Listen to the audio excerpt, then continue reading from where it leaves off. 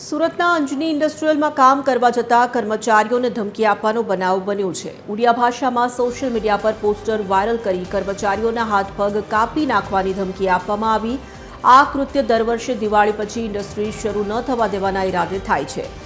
Social media પર આ poster viral થયા બાદ ક્રાઇમ બ્રાન્ચ અને અમરોલી પોલીસે તાત્કાલિક વિસ્તારમાં કોમ્બિંગ હાથ ધર્યું હતું। બીજી તરફ ઉચ્ચ અધિકારીઓએ ઉદ્યોગકારો સાથે બેઠક યોજી હતી।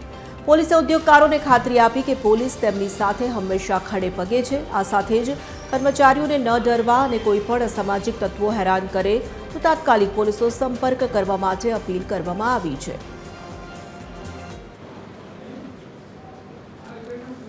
હવે અહીંયા કારીગરોને કોઈ કામ કરવામાં તકલીફ નથી, પણ બહારના માણસો આવી અને અહીંયા ખાતા બંધ કરાવી દે। ક્યારેક 20 આવે, 25 આવે, 50 આવે, કોઈ આવે એનું નક્કી નહીં કેટલા આવે। દર વર્ષે આ પ્રોબ્લેમ થાય।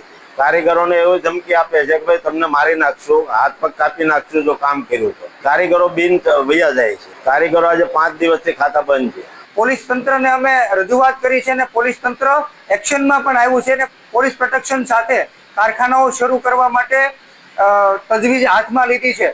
અને સાથે સાથે જ્યારે પણ આ પ્રકારની વાત હોય ત્યારે સંવાદ કરીને સમસ્યાનું સમાધાન કરવાના બદલે આવી રીતે તોફાની તત્વો, અસામાજિક તત્વો એમને ક્યાંક લાલ ટપકતી હશે, ક્યાંક એનો ફાયદો થતો હશે, ત્યારે અમુક ટકા જે તોફાની તત્વો છે તે આ પ્રકારના પોસ્ટરો વાયરલ કરીને દહેશત ફેલાવવાનું જે કામ કરી રહ્યા છે તેને પકડી અને કાયદેસરની કાર્યવાહી થાય